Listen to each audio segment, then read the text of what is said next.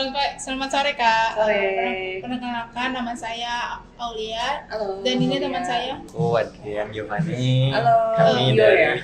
Kami dari program studi arsitektur Universitas Indraprasta PGRI. Oke. Sebelumnya makasih banyak ya Kak. Sama-sama. Dengan senang hati loh, santai aja BTW ya. Gimana? Udah ngeluangin waktu ya. Ya, siap. Tujuan kita tuh buat ngelakuin wawancara terkait sistem kerja di Biro Arsitektur Kakak nih. Oke, Buat boleh. memenuhi tugas dari Terus kampus kuliah. kami. Oke. Terus, Oke.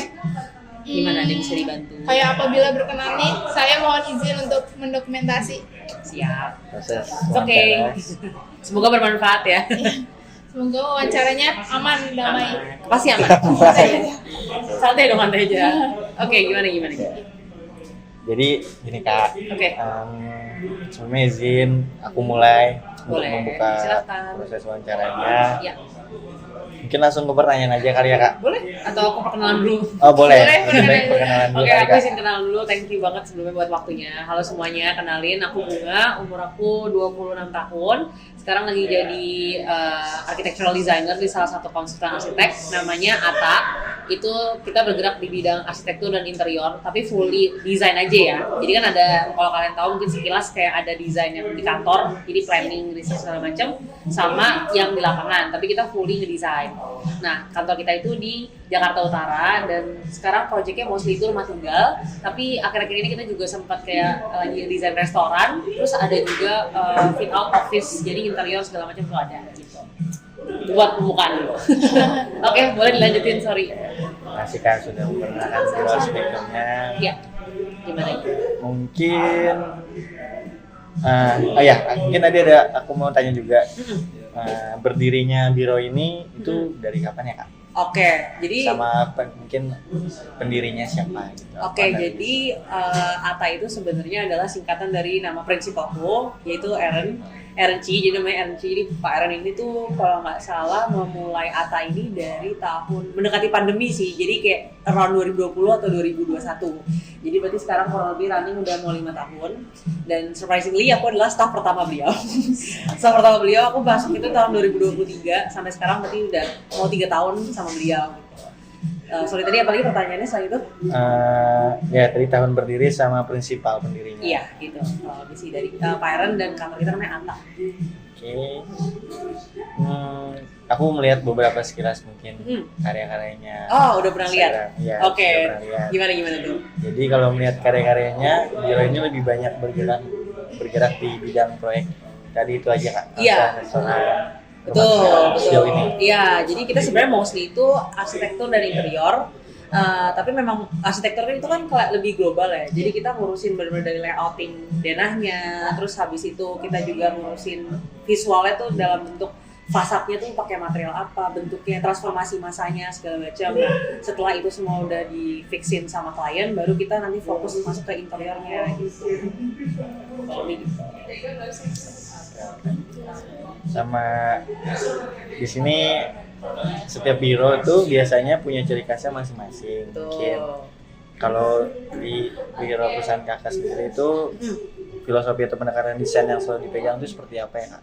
Oke, sebenarnya ini lumayan global pertanyaannya. Jadi kalau dari ciri khas kita sebenarnya sih kalau aku lihat ya yang membedakan si Pak Aaron ini Ata dengan yang lain itu yang pertama adalah aku melihatnya kan sekarang banyak banget orang bikin kayak minimalis atau apa gitu arsitektur lain. Nah sebenarnya Pak Aaron ini juga sama, tapi ada ciri khas beliau yang menurut aku adalah detail-detail arsitekturalnya yang lumayan apa ya, jadi vokal desain yang berbeda gitu loh dari tempat lain gitu.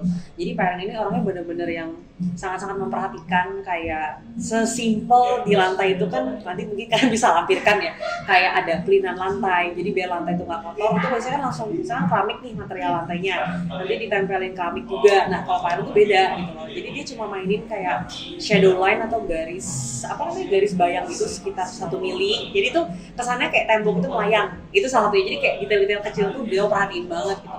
Nah terus sebenarnya kalau melihat kesamaan beliau dengan yang lain tuh ada juga. Jadi berbicara kayak kalau aku ngeliat desainnya beliau itu tuh mirip-mirip sama arsitek Brazil. Jujur aku tuh suka banget sama arsitek Brazil. Nah kalau kalian tahu arsitek Brazil itu kan sebenarnya itu tropis juga kayak negara kita kan. Jadi dia tuh sebenarnya kayak mainin modern minimalis yang tropikal. Di Pak Aaron pun juga seperti itu gitu loh.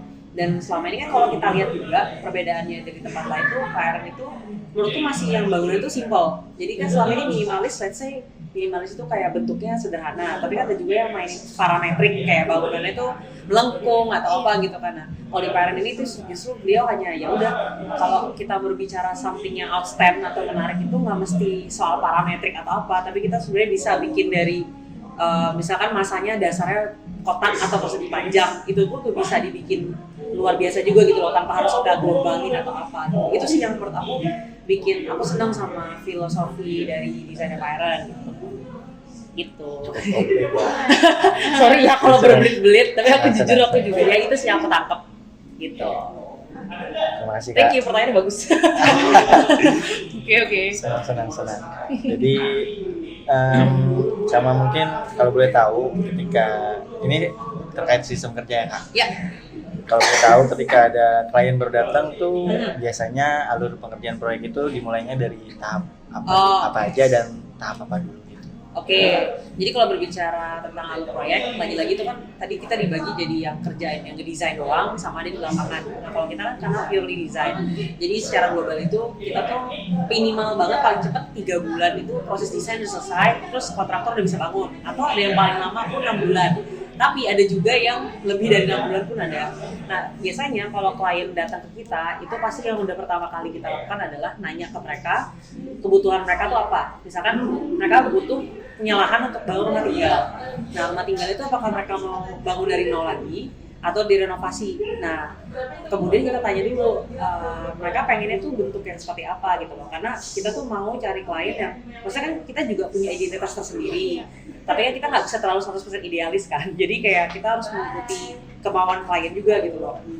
Sorry. Nah terus kita tanya kebutuhannya butuh ruangan apa, terus mulai dari yang global dulu sih. Jadi kita tanya tuh butuh ruangan apa aja, terus berapa orang yang tinggal di sana, supaya kita tahu kebiasaan penghuni rumah itu seperti apa. Nanti buat tentuin layoutnya tuh bagaimana, situasinya, terus ruang-ruangannya perlu apa aja, sampai ke yang paling niche kayak misalkan si pemilik rumah ini punya hobi apa, pekerjaannya apa, itu yang nentuin nanti gimana isi rumah dan bentuknya. Terima kasih Kak. Mungkin lanjut. Kemudian kan tadi selama proses itu komunikasi dengan klien tuh biasanya Kakak melalui apa saja? Apakah lebih sering virtual meet? Oke. Sama secara langsung di bironya. Iya, Oh, I apa see. visit gitu. Oke. Kalau kita sih fleksibel aja sebenarnya. Tergantung kliennya lokasi di mana sih. Biasanya kita lebih kebanyakan offline. Jadi memang lokasi proyeknya itu nggak jauh-jauh dari kantor. Maksudnya masih di Jabodetabek. Jadi masih reachable untuk offline. Tapi kalau memang tidak memungkinkan untuk offline, kita available juga untuk Zoom meeting gitu. Jadi kita fleksibel aja sih. Selama komunikasi bahkan simple kayak chat WA pun mungkin bisa gitu loh. Gitu sih. Jadi ada banyak metode ya selama masih bisa applicable dan masih komunikatif juga, it's okay gitu. Oke. Tapi misal kalau misalkan itu Kakak biasanya melakukan visit tuh setelah menerima brief maksudnya ya? Ya. Oh, oke. Tahap awal atau setelahnya gitu. Oh gitu. Kalau visit sih sebenarnya udah pasti kemungkinan besar dari kita udah misalkan nih kayak udah deal project untuk awal, kita udah deal akan berjalan desainnya, ya kita biasanya langsung site visit dulu. Kayak emang deket kah dengan kantor kita atau memang reachable, kita bakalan visit ke site-nya. Entah apalagi kan site-nya kalau misalkan project-nya itu renovasi, berarti kan bangunannya udah ada, itu udah pasti kita bakal visit. Tapi kalau misalkan bangunannya belum ada alias tanah kosong, itu antara visit sama enggak sih. Cuma biasanya kalau kita visit itu, kita tuh mempelajari iklim di di project-nya. Jadi kayak sekitar proyeknya itu bangunannya seperti apa. Kalau misalkan kita mau bikin rumah tinggal, kita biasanya merhatiin nih tetangga-tetangganya bentuk rumahnya kayak gimana, terus habis itu kayak behavior di sekitar itu gimana, udara segala macam. Itu mempengaruhi ke nanti kita ngeletakin ruangan-ruangan di layoutnya, terus kayak bukaan-bukaan kayak jendela, terus kayak nanti bentuk fasadnya ke arah mana, itu tuh kita bakal tahu dari kondisi existing. Dan that's why site visit itu tuh cukup krusial buat proses kita gitu. Oke Kak, terima kasih. Mungkin ini udah mulai masuk pembahasan software kali ya Kak. Boleh. Menarik nih. Kayak gimana? Ya mungkin software yang paling sering itu digunakan di biro biasanya. Oke. Mulai dari tahapan. Mungkin aku nggak tahu di perusahaan kakak apakah ada yang magang atau enggak ada itu, tapi biasanya sering digunakan di biro itu Softwarenya ya. Oke, software sebenarnya kita tuh basic aja. Di Indo tuh kebanyakan tuh kalau untuk 2 dimensi drafting layout gitu tuh pakai AutoCAD. Nah, jadi di kantor pun juga pakai AutoCAD. Nah, terus kalau untuk 3D juga sama, masih pakai SketchUp Pro. Jadi cuma 2 itu aja sih yang paling essential. Dan kadang kerjaanku tuh sama bos tuh masih suka prinsipalku tuh masih suka ikutan ngedesain juga. Jadi udah pasti ya udah kita cuma pakai 2 itu. Tapi kalau untuk rendering itu beda-beda. Kebetulan bosku itu terbiasanya pakai V-Ray. Nah, kalau aku pakai Enscape. Nah, itu nggak masalah. Jadi kayak yang penting hasil akhirnya itu tone warnanya tuh bisa sama gitu loh. Jadi misalkan tone warnanya tuh dia lebih ke temperaturnya yang cool. Jadi aku pun juga harus bisa ngikutin kayak punya beliau gitu. Jadi apapun itu sih yang penting outputnya sama. Kurang lebih gitu. Jadi kayak emang pakai itu ya? Ya, jadi kayak misalkan software-nya beda pun nggak masalah gitu. Kalau itu, kalau menurut kakak nih, kalau misalkan mahasiswa kayak kita tuh kayak disaranin tuh apa sih pakai software yang harus dikuasai itu? Oke, sebenarnya sih itu tergantung gimana nanti tempat kerja kalian ya, karena nanti biasanya kan bakal oper-operan file. Nah, oper-operan file kan nggak semua, misalkan kamu pakai AutoCAD nih buat 2 dimensi, tapi ada juga yang pakai Revit. Nah, aku nggak tahu tuh apakah kompatibel apa enggak. Kalau aku saranin sih yang paling basic dulu aja, yang paling banyak digunakan kalau di sini kan AutoCAD. Nah, AutoCAD itu juga sebenarnya menurut aku kurang praktis karena nggak bisa langsung synchronize dengan 3D gitu loh. Kalau misalnya kita bicara kayak, kalau kalian pernah dengar ArchiCAD, Revit gitu-gitu tuh, ketika kita ngedit denah di 2 dimensi, itu tuh bisa langsung 3D-nya juga keedit gitu loh. Jadi nggak 2 kali kerja. Nah, aku saranin sih kalau yang pertama banget udah pasti lihat nanti gimana di lapangan kerja nanti. Kalau memang mostly akan pakai AutoCAD, kalian pelajarin itu supaya kalian bisa terbiasa. Tapi saranku juga kalau bisa kalian tuh pelajarin software lain yang udah terintegrasi sama BIM, Building Information, apa sih aku lupa. Itu ya modeling, BIM. Itu tuh penting banget juga karena menurut aku udah banyak kantor-kantor arsitek yang pakai software yang bukan AutoCAD dan SketchUp gitu. Semua software pelajarin aja deh. Menurut aku tuh udah paling bagus. Sambil minum nggak apa-apa ya guys? Oke. Jadi kayak emang tergantung di kita kerja nanti ya. Betul. Paling esensial pokoknya CAD dan SketchUp dipelajarin, tapi kalau bisa software selain itu juga harus bisa. Siap. Oke, jadi balik lagi ya Kak. Ya. Tadi kan kalau misalkan di satu proyek itu biasanya kakak dan tim tuh pembagian tugasnya seperti apa? Dan bagaimana mungkin? Oke, jadi kalau untuk pekerjaan aku jelasin kayak flow-nya ya. Jadi pertama itu kan ada tahapan kita terima brief dari klien. Jadi nanti tuh setelah kita terima brief, kita tuh biasanya nyiapin buat initial design presentation. Nah, initial design presentation itu biasanya kita nyiapin mood board. Jadi kita ngumpulin referensi desain kita tuh kemana gitu, supaya nanti ada gambaran buat klien. Kita tuh terinspirasi dari ini udah ada contohnya, jadi kalian nggak perlu khawatir gitu kan. Nah, setelah itu tuh nanti bakal ada masuk ke skematik itu kita nentuin gimana nanti denahnya. Jadi flow lantai 1 tuh ada apa aja, terus lantai 2 nya gimana, dan lantai ketiga tuh gimana, atau seterusnya. Nah, setelah itu baru kita langsung ke gambar kerja. Gambar kerja ini tuh 2D dan 3D. Kayak dari denah tampak potongan, terus habis itu gambar-gambar di dalam arsitektural yang sebenarnya kepake buat teknis di lapangan. Jadi nanti kontraktor, terus MEP segala macam itu bakalan ngitung-ngitung pakai gambar itu, dan pembangunannya tuh pakai itu juga. Yang terakhir ya serah terima. Nah, untuk pembagiannya itu karena sebenarnya jujur timku di kantor itu hanya aku dan prinsipal. Jadi kita bagi 2 aja. Mostly itu secara major desainnya itu dari prinsipalku dulu. Nah, beliau itu kalau bikin desain dia itu di 3D dulu. Jadi 3D itu udah detail, udah ketahuan materialnya pakai apa, bentuk kayak gimana, dimensinya tuh udah pasti. Itu nanti aku yang draftingin ke 2 dimensinya. Cuma ada nanti kayak beberapa desain interiornya, kayak misalkan bathroom, terus habis itu ada juga bedroom yang belum fix. Itu nanti yang mikro tuh aku yang bantuin. Jadi sebenarnya balance sih, aku dapat desainnya, tapi mungkin tidak sebanyak bobotnya prinsipalku yang bikin gitu. Tapi mostly majorly aku yang bikin bikin 2 dimensinya, alias drafting gambar kerjanya gitu. Kurang lebih gitu aja sih pembagiannya. Untuk sekarang masuk tentang pendekatan desainnya ya Kak. Oke, boleh. Namanya. Jadi kayak setiap proyek kan pasti punya karakter tersendiri itu Kak. Biasanya tuh Kakak tuh buat nentuin ide sama konsep itu gimana sih Kak? Awalnya tuh dari mana atau dari apa gitu? Oh, oke. Sebenarnya kalau membicarakan kayak karakter ya, bukan karakter, kayak pendekatannya itu kan orang-orang ada yang bilang kontemporer segala macam. Cuma kalau dari kita tuh berangkat dari lihat dari tadi aja sih briefnya si klien. Misalkan klien itu punya hobi apa, terus kemudian beliau tuh punya kesukaan terhadap apa gitu. Jadi kita tuh berangkat dari personality klien aja gitu loh. Jadi makanya tiap project itu ada karakter yang mungkin berbeda-beda dan itu merepresentasikan si pemilik rumahnya seperti itu kan. Nah tapi in most cases kayak globally atau majorly bentuk-bentuk yang ada di kantorku itu kalau dari kacamataku ya, aku melihatnya ini agak industrial tapi agak utopian juga. Utopian tuh kayak agak impossible dalam artian memang banyak rumah-rumah yang kita desain itu kayak melayang atau floating. Kalau kalian pernah dengar istilah cantilever, jadi kayak banyak rumah-rumah yang kita desain itu mainin karakteristik floatingnya itu sih. Nah kayak tadi sesimpel yang aku bilang print lantai di kantor tuh, kita tuh mainin shadow line, jadi seakan-akan dindingnya tuh nggak nempel dengan lantai kayak melayang. Nah sesimpel itu dan itu juga kita praktekin banyak di desain-desain kita gitu sih. Jadi kalau membicarakan karakternya ya itu, aku merasa kayak rumahnya ini agak utopian aja kayak gitu loh, kayak banyak kayak melayang-melayang. Terus mungkin lebih ke kayak industrial karena kadang tuh finishing rumahnya itu kita mostly pakai kayak cat tekstur segala macam yang warnanya abu tua dan sebagainya gitu loh. Jadi kayak kesannya unfinished tapi sebenarnya rapi gitu. Oh, berarti emang awalnya tuh tergantung si kliennya. Betul. Nah, kalau itu tergantung dari klien juga. Cuma kalau tetap kita ada represent keinginan dari desain kita kan. Nah, desain kita tuh tadi kayak floating, terus dia agak unfinished design tapi rapi gitu loh. Kelihatannya clean looks gitu. Itu sih.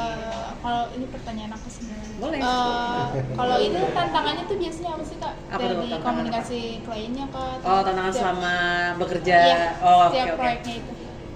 Banyak banget tantangannya. Yang pertama bisa jadi karena komunikasi dengan klien.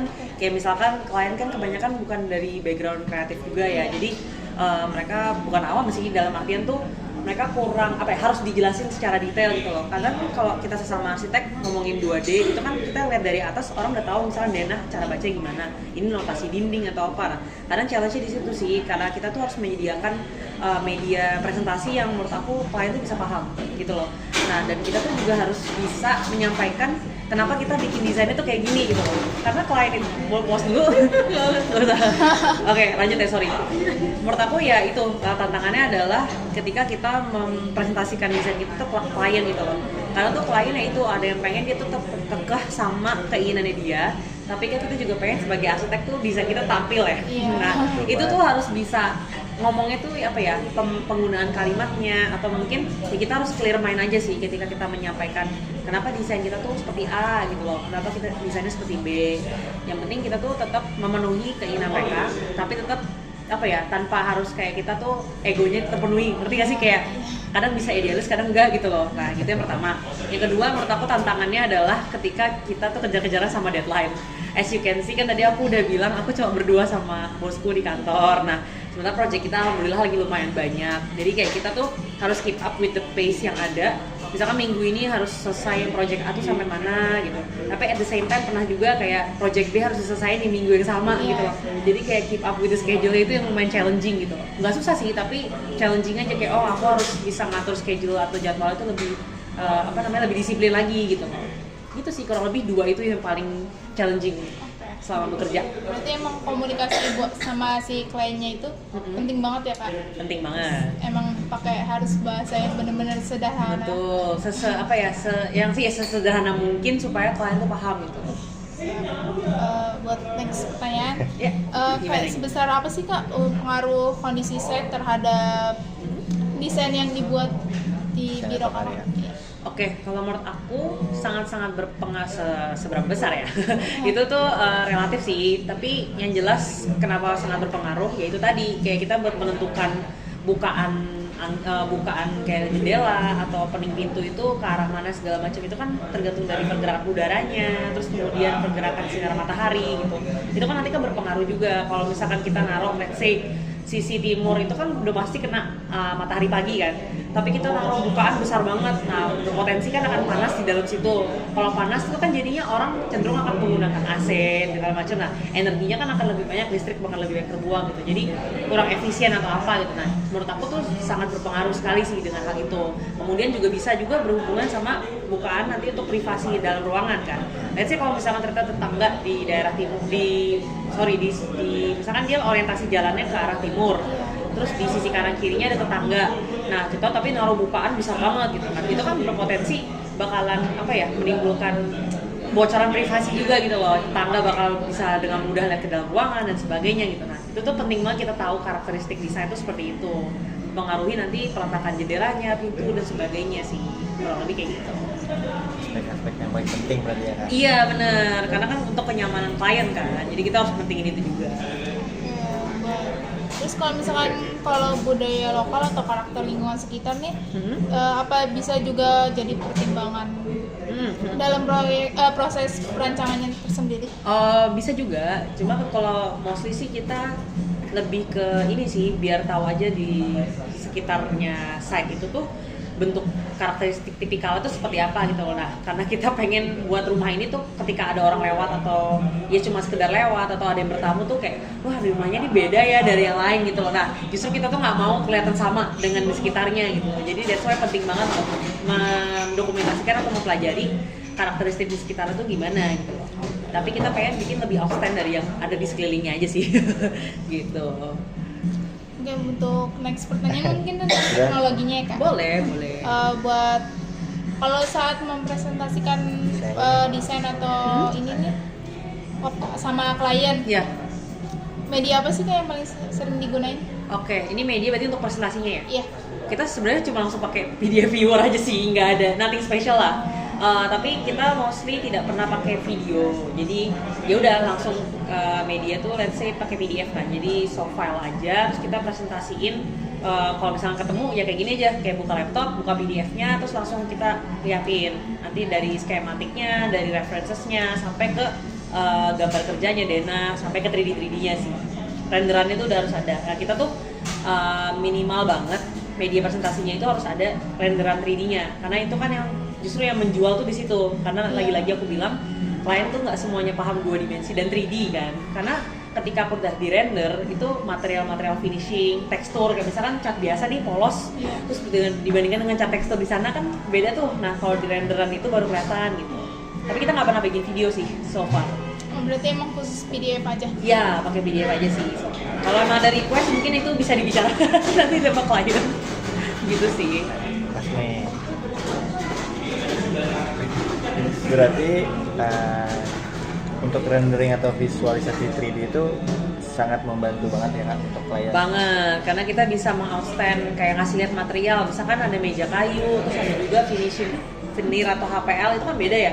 Kalau kayu solid itu kan misalnya kelihatan teksturnya lebih, ya kayak misalkan di meja ini let's say kayak lebih kelihatan tekstur bersat atau apa. Sementara kalau misalkan HPL kan cuma lapisan doang. Nah di render itu kelihatan kayak teksturnya, terus kayak serat-seratnya, terus kelihatan juga warnanya. Misalkan ada yang broken white, ada yang putih, bener-bener putih kan. Nah itu tuh bener-bener kelihatan di situ gitu. Jadi renderan tuh penting banget gitu loh. At least kalau misalkan 2 dimensinya nggak lengkap, renderan tuh udah paling bagus gitu loh untuk presentasi gitu. Gimana? Gimana? Menarik Kak. Berarti emang kayak renderan tuh penting banget ya Kak? Penting banget. Soalnya kan emang klien kan emang belum tentu paham desain. Bener. Renderan tuh udah paling sangat membantu untuk kita memberitahu lah desain kita tuh kayak gini gitu loh. Oke. Sejauh ini tuh biro Kakak memanfaatkan sosial media nggak sih untuk mempromosikan karya-karya yang udah biro Kakak buat? Betul. Tentu saja sangat memanfaatkan kita, tapi mainannya baru di Instagram sih, dan mungkin di Facebook kayak Meta. Jadi kita, tapi mostly lebih aktif di Instagram sih. Jadi kita bikin reels, terus ada carousel. Cuma so far belum yang kayak, kan ada tuh beberapa biro arsitek yang udah punya content creator juga, kayak ada orangnya yang ngejelasin desainnya. Tapi kalau kita sih showcasing project saja sih. Gitu. Ada yang udah finish, jadi di fotograf sama fotografer arsitek. Kalau pernah dengar Mas Mari Wibowo itu pernah nge-tag salah satu project kita, terus ada juga yang cuma kita share renderannya atau 3D-nya doang gitu. gitu sih.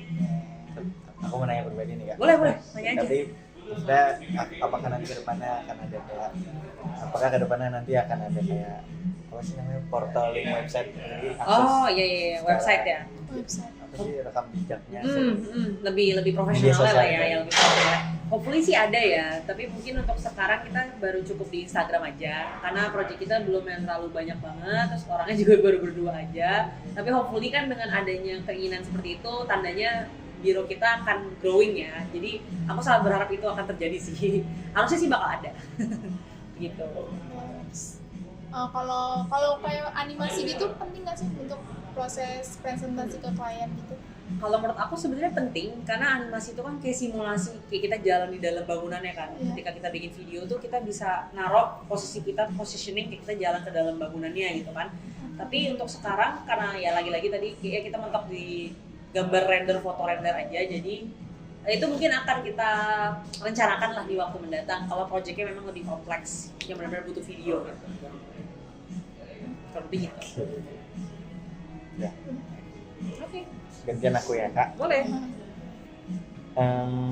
Ini sejauh perjalanan Kakak di proyek ini yang pernah dikerjakan Ya. tantangan terbesarnya tuh kalau boleh tahu mungkin apa ya? Tantangan terbesar ya? Besarnya Tantangan terbesarnya adalah kita harus benar-benar kadang mengorbankan waktu istirahat aja sih. Lagi-lagi ya, karena kan kita memang punya project terus kayak kita yang mengendalikan project itu kan, kayak timeline-nya mau bagaimana. Tapi ketika project itu udah berjalan di lapangan, kita kan tetap punya tanggung jawab untuk menjaga project itu agar tetap sesuai dengan desain kita kan.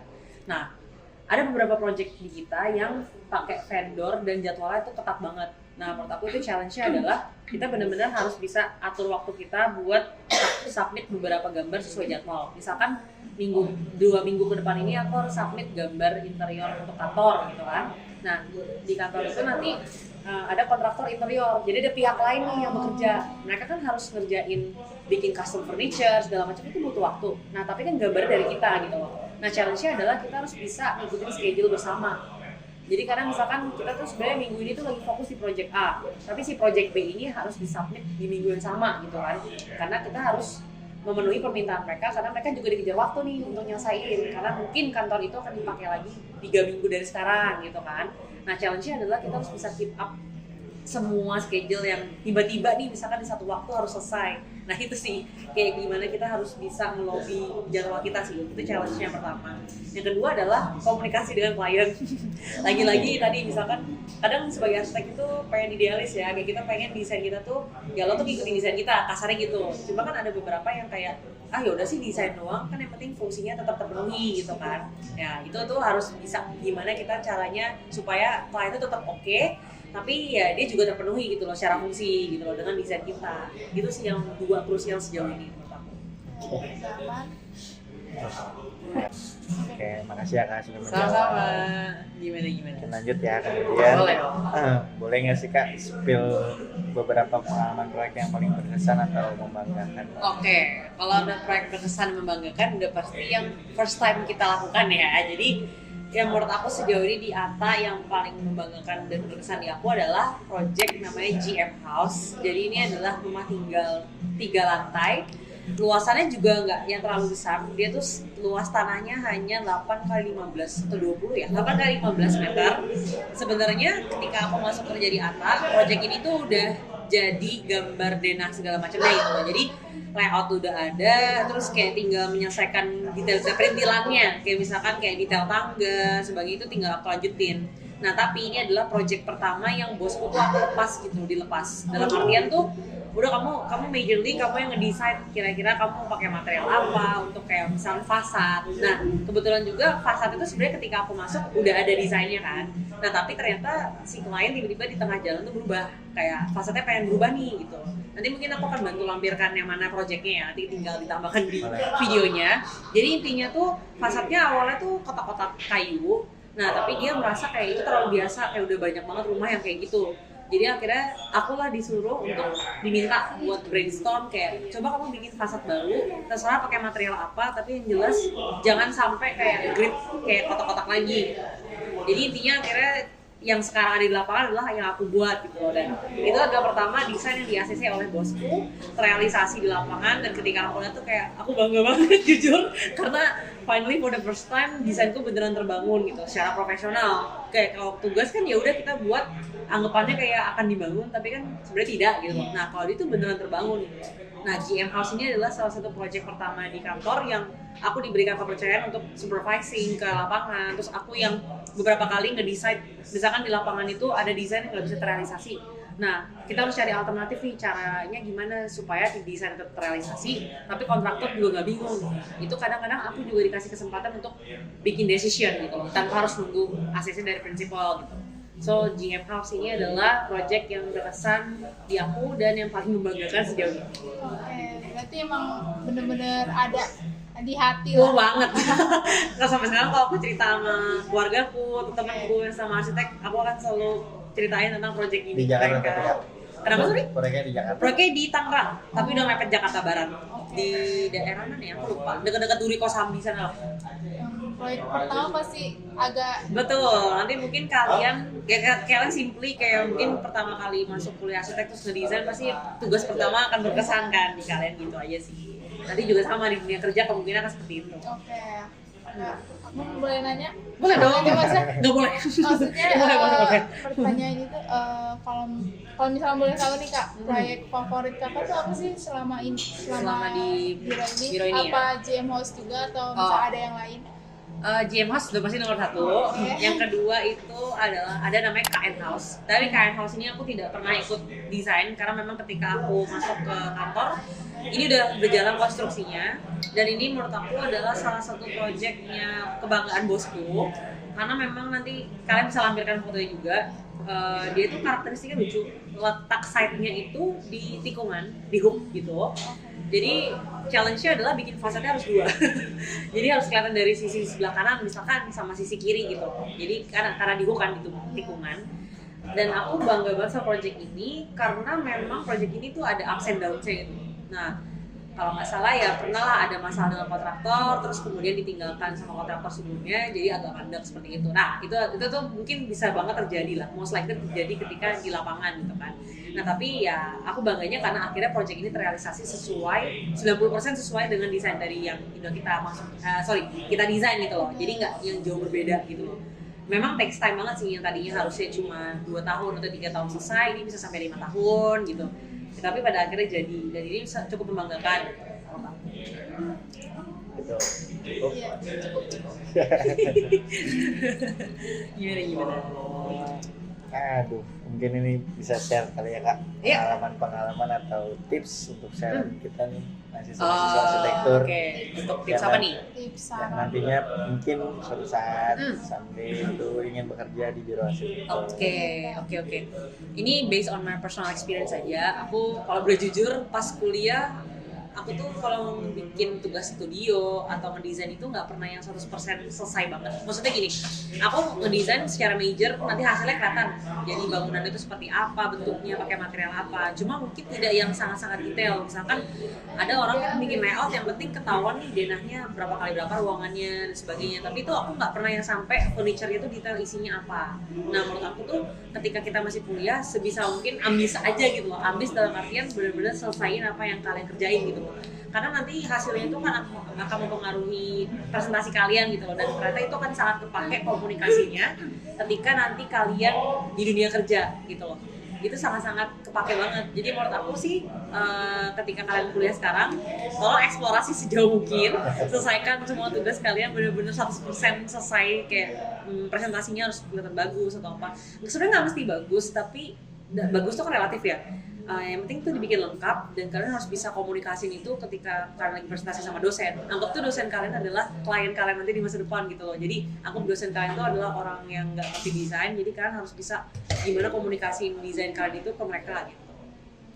Sama, tambahan lagi satu dari aku, kan ada hard skill dan soft skill. Hard skill kalau di kita tuh misalkan ya tadi jago gambar, terus jago render atau apa. Tapi soft skill itu juga penting, dan soft skill yang harus kalian pelajari dari ya tadi presentasi atau komunikasi dengan klien aja, komunikasi dengan orang deh paling nggak, itu tuh sangat-sangat penting karena ya kita harus menjelaskan desain kita, menjual desain kita tuh ke klien gitu, dan kalian harus paham banget itu.